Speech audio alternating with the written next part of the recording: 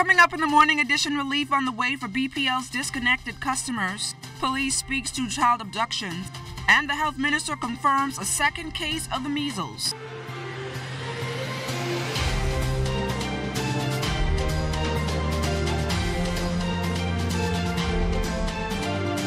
It's Ash Wednesday. Welcome to the morning edition. Thank you for waking up with us this morning. I'm LaDawn Davis. Chief Meteorologist Basil Dean is going to set our day weather-wise. Good morning, Basil.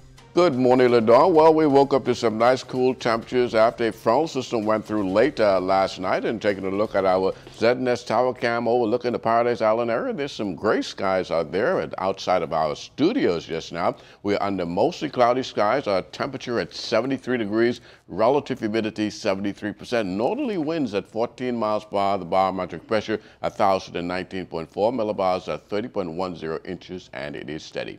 Your temperatures around the islands this morning, a cool 63 in Marsh Harbor, Abaco, cooler still in Greentoll Key at 62, 62 in Freeport, Grand Bahama, the Berry Islands, 70 degrees, 69 in Allenstown, Bimini, 72 in Harbor Island, Roxanne, Luttrell, 73, 74 in Otterstown, Cat Island, Staniel Key, Kemp Space, St. Andrews, Fresh Creek, and Central Andrews at 73 degrees. San Salvador, 78, Rum Key at 74 degrees in Clarencetown, Long Island, Ragged Island, 75, also Crooked Island at 75 degrees, Betsy Bay, 74, 74 in Acklets and Matthewtown, Inagua, the Turks and Caicos Islands at 78 degrees. And your boating forecast for today, for all areas, you're going to have a northerly flow at 15 to 20 knots, wave heights 4 to 7 feet, and that means caution flags are up for boats throughout the 700 islands today.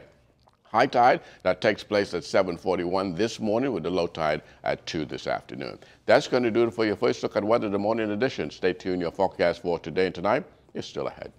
Thanks a lot, Basil. Thanks to Bahamas First, Vaughn Aubrey is standing by with the A1 traffic report. Hello, Vaughn. This traffic report is sponsored by Bahamas First. First in insurance, today, tomorrow.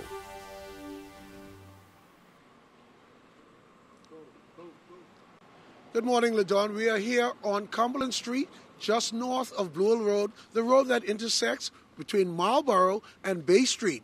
Quite a dangerous area, as this traffic light behind me, this can be a dangerous area because when the traffic light changes, persons coming out of Duke Street onto Cumberland Street sometimes run the light, and it can be a dangerous area. As I am standing here, I can see a number of pedestrians being let off the bus at the top of Blue Hill Road near West Hill Street by Graycliff, and they're walking their way down to catch the bus to go out west. With me, Corporal Miko Evans. This is a dangerous area. Good morning. Good morning, Bahamas. Good morning, Mr. Albury. You are right. This is a very dangerous intersection. As you can see, we have a curve. Also, we have a hilltop. Drivers that are traveling northbound over the hill, you want to always be mindful that once you're coming over the hill, you want to decrease your speed. So coming over the hill, there won't be any surprises. You have animals that may be crossing, you have pedestrians and other road users. But listen here, Mr. Evans, you and I have seen, since I've been out here, people just running the light, coming straight over the hill at a speed, including those heavy trucks. And that is the next concern at this particular junction, failing to stop in obedience to the red traffic light. If you're traveling westbound along Duke Street and you're approaching that curve, you do not want to run that red traffic light, particularly if you're behind the stop bar. If you're behind the stop bar and the light turns to amber, you don't want to take a risk and run the red traffic light. And just behind me, just before you came here, buses were letting people off just behind me in this area. That shouldn't be the case. No, they should not be offloading at a hilltop. It is very dangerous for pedestrians. That may cause a very dangerous situation for them, in particular getting knocked down from the road users. Thank you very much, Corporal Miko Evans. I'm getting Bar from Bar. I still remember you. Bar just passed us, escorting some of those cars from the dock to Arawak Key. Listen, when you're coming in this area, please take your time and do not run the red light. Back to you in the studio, LaDawn. Thanks a lot, Vaughn. Now on to our top story this morning. Thousands of Bahamas Power and Light customers remain in the dark due to unpaid bills. BPL's Peter Rutherford told ZNS News that of its approximately 108,000 customers, around 4,500 are disconnected from the grid. That number has been as high as 6,000 in the past. Once again, BPL is offering to reconnect customers. This is what they want you to bring. We're asking for them to bring 50%, and what we would do is we would craft an arrangement that extends over a 6-month period. We do have some instances where individuals do come in and who may not exactly meet that criteria or have that. The important thing is we want them to come in, just like they would do with a banking institution. When they run into a problem, you don't wait until they come and forfeit your vehicle or your asset.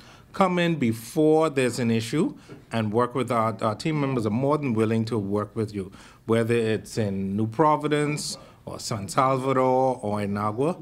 We just asking you to come in and just meet with our team members. Rutherford said there are 60,000 BPL customers here in New Providence. Additionally, he says there are hundreds of BPL Family Island customers off the grid, including 800 in one island alone. Off the grid probably would be the island of Abaco. Abaco is the second island with the largest number of consumers. So naturally, there's a higher volume of disconnections that take place down there. Police are now appealing for the public's assistance in locating missing 12-year-old Brendan Williams of Cool Acres. He was reported missing at 3 this morning. He was last seen after 5:30 Tuesday evening when he left home with friends for Freedom Park. This on the heels of a manhunt for the suspects responsible for 2 child abductions here in the capital. The most recent, a 6-year-old girl on Sunday. Senior Assistant Commissioner of Police Stephen Dean telling ZNS News that while police do their part, parents must be accountable to their responsibilities. We do have a sexual offences unit who actively investigate, but you know, when it comes to matters like these, we are bringing all our resources, whether it's the uniform branch, the plainclothes, we're bringing all our resources to bear to ensure that we leave no stones unturned. But while we talk about these matters, I think one of the things that we must say, we still have to say a word out to parents. The responsibility of the safety of your child, the security of your child is non-negotiable. That cannot be trusted into nobody else's hand, particularly at home. You must be aware of where your children are. You must be aware of your children are 24/7, particularly young children. We're learning more about that second measles case from Health Minister Dr. the Honorable Dwayne Sands. The patient is said to be a 10-year-old visitor and remains in the country on quarantine after contracting the disease from his sibling. Here's Dr. Sands with an update on the issue. As you can understand, we're not going to be able to allow this child to fly internationally or fly anywhere until they are no longer considered contagious. And so that is typically after all of the crusting of the measles lesions has progressed to a point, and once our infectious disease expert in conjunction with the pediatrician says it's all clear, we will then communicate with the airlines, because this child will now have to fly a very long distance internationally. Coming up after the break, our Vaughn Aubrey joins us live from the St. Francis Xavier's Cathedral for Mass this Ash Wednesday. That and more when the morning edition continues.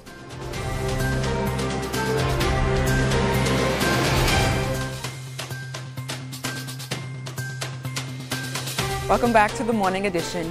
In his continuing series, Desmond Saunders takes a look at the creative talent of Family Island students participating in the annual E. Clement Bethel National Arts Festival. Today, he highlights the work of a student artist in Andros who hopes to make waves internationally. Good morning, Morning Edition crew. I'm coming to you from Fresh Creek, Andros, and I'm here attending the 60th annual E. Clement Bethel National Arts Festival. I'm holding in my hand a woven sculpture. It's actually a Christmas tree, and this was created by young Jaden Booth, who entered this piece as an art piece for the E. Clement Bethel National Arts Festival, and she's actually a student here at the Fresh Creek Primary School. And we're also going to interview the art teacher who assisted Jaden in creating this piece here today at the 60th Annual E. Clement Bethel Festival here at the Fresh Creek Primary School. I want to get Jaden in, talk about what went into creating this piece. Very nice sculpture, woven sculpture. Well, I made it by, I started to get the skewers. I got newspapers, and I started to roll it into the skewers, which made these little things on it. Mm-hmm. And then I started to just make it. Wow. You also used the phone book as well, I believe? Yes, sir. You said it was hard? Yes, sir. Talk about that experience. Well, I made a lot of mistakes, and then I had to unwrap it, and I had to start over like almost 3 times just to get it right. Wow, so you were very persistent. Yes, sir. Do you want to pursue art when you finish school? Maybe, maybe not. You're still thinking about it? Yes, sir. All right. I want to interview now the art teacher here at the Fresh Creek Primary School, partly responsible for getting these students prepared. Actually, there were 24 entries in the art area of the festival, and she's joining me here today. You must be gratified and feel very happy. 24 entries, some tremendous work here. Yes, it is a pleasure. It's challenging, like Jaden said, because I teach from kindergarten straight through to grade 6. And I try to expose the children to as many aspects of art as I possibly can. We focus on the elements and the principles of art. And so that's what most of our work is based on. And I just look for different projects we could do, ensuring that they all understand what the elements and the principles are. All right. So there you have it, Bridget Lightbourne, who's been teaching art for a number of years. She's here at the Fresh Creek Primary School. Actually, it took a lot of work in terms of getting everybody prepared for this day here at the 60th Annual E. Clement Bethel National Arts Festival here in Fresh Creek, Andros. But that's what's happening here. Back to you guys in the studio. Thanks, Desmond. The police control room is the nerve center of all of its operations nationally. Housed in the police headquarters, the 24-hour operation has the latest technology, which has resulted in quicker response times. Supervisor and trainer Sergeant Laurel Fowler said dispatchers handled tens of thousands of calls each month, and it is important for residents to know when to call their nearest police station. She stressed that 911 is only for emergencies. Last month we would have had 40,000 plus calls coming into the control room. Like I said, this is why I urge persons not to call if you do not have an emergency or some life-threatening situation. I don't want to sound like I'm telling you not to call the police, but you must get familiar with the station numbers in your area. Even if you call 919, say you would have a loud music and an armed robbery. One, we deal with all of our matters in priority. We will not send the car to a loud music over some other urgent matter. Now, if you're an Anglican, a Catholic like me, or a Methodist, you know today is the beginning of the very holy season called Lent. Morning Edition joins Vaughn Albury, who is standing by in front of St. Francis Xavier this morning. Good morning again, Vaughn.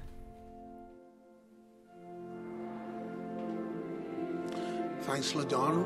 We are live here at St. Francis Xavier Cathedral here on West Street. It is Ash Wednesday, the start of the 40-day period of Lent. With me, Ed Carey, who's been a lifelong member of this cathedral. What is Lent? Lent is one of the 4 seasons of the church's liturgical year. The church has 4 seasons.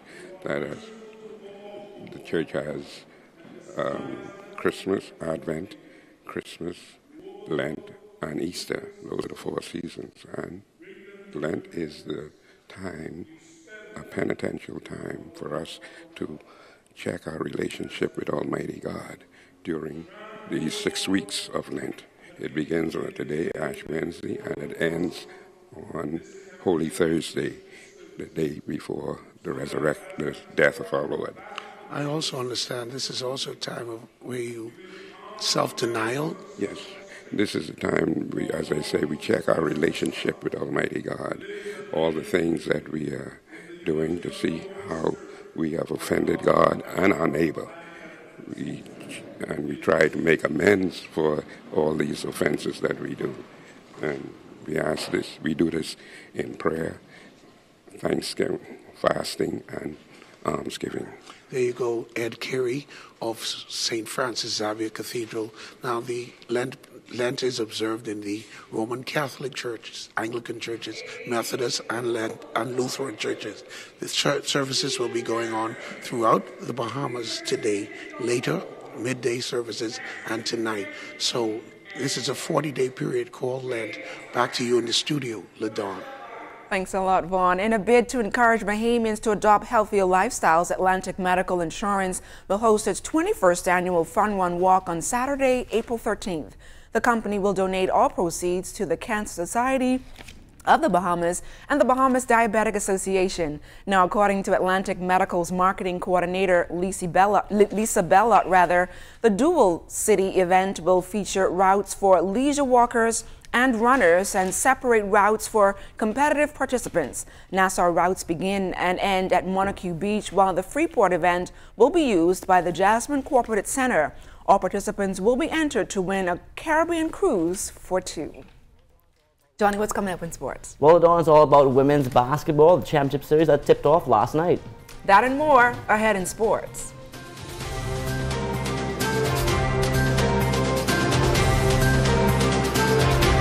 Stay close. We've got more news right after this. You're watching The Morning Edition. Welcome to sports, everybody. The New Providence Women's Basketball Association's Best of 5 Championship tipping off last night at the Donald Davis Gym. The youthful Foxy's Angels taking on the defending champion Bees Trucking Destroyers. Destroyers led early on 14-9 after 1, 27-21 at the half, and 43-39 after 3.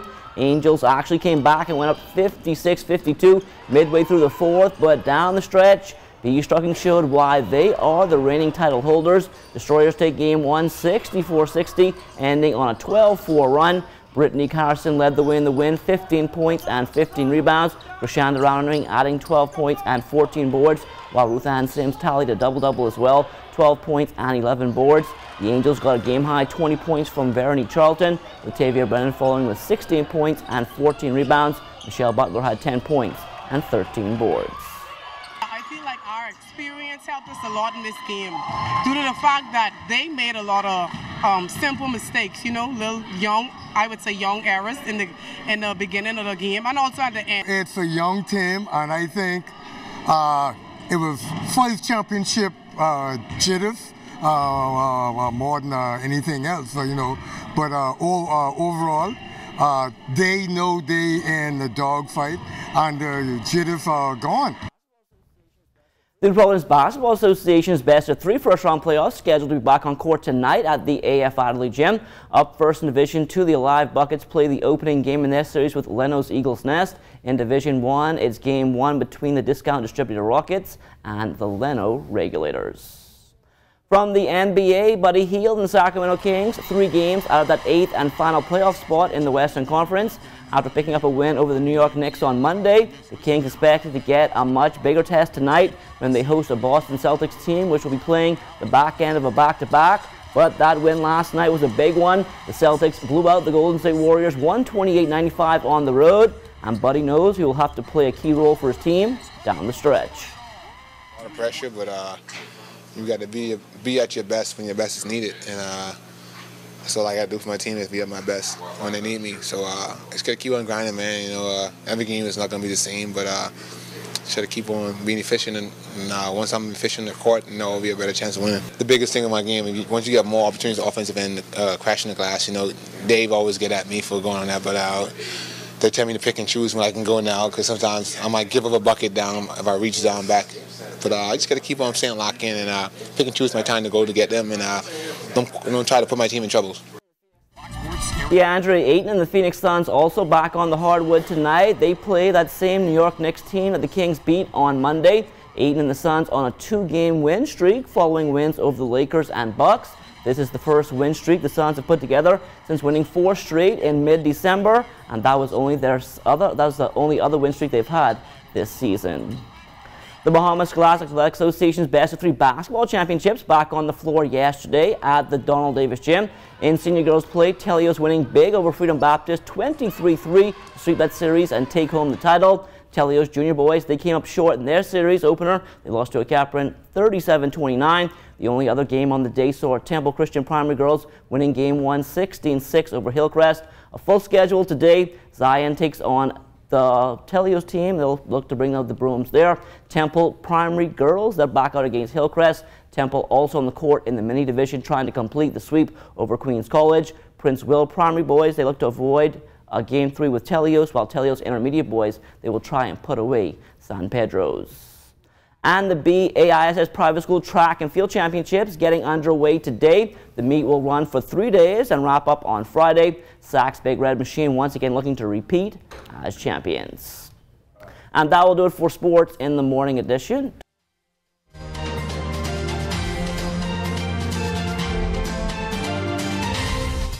In our final look at weather, we have that cold front now working its way through the central Bahamas. We'll get into the southeast Bahamas later on today. Behind that, some nice cool temperatures, which will last right into Friday of this week. Our forecast for today call for breezy conditions with periods of clouds and sunshine. The high temperature getting up to 77 degrees, and tonight mainly clear and breezy with a chilly temperature of 64 degrees, and your extended weather forecast looking like this. Temperatures nice and cool right into Friday, keeping you into the 60s and back into the 80s as we head into the weekend. LaDawn? Thanks a lot, Basil. And just before we go, we want to say that the missing child has been found. Little Brendan Williams is safe. That's going to do it for us here on the Morning Edition today. But before we go, we want to say a special good morning to all of our viewers on the Family Islands who are tuned in. I'm LaDawn Davis. Make it a great day, everyone.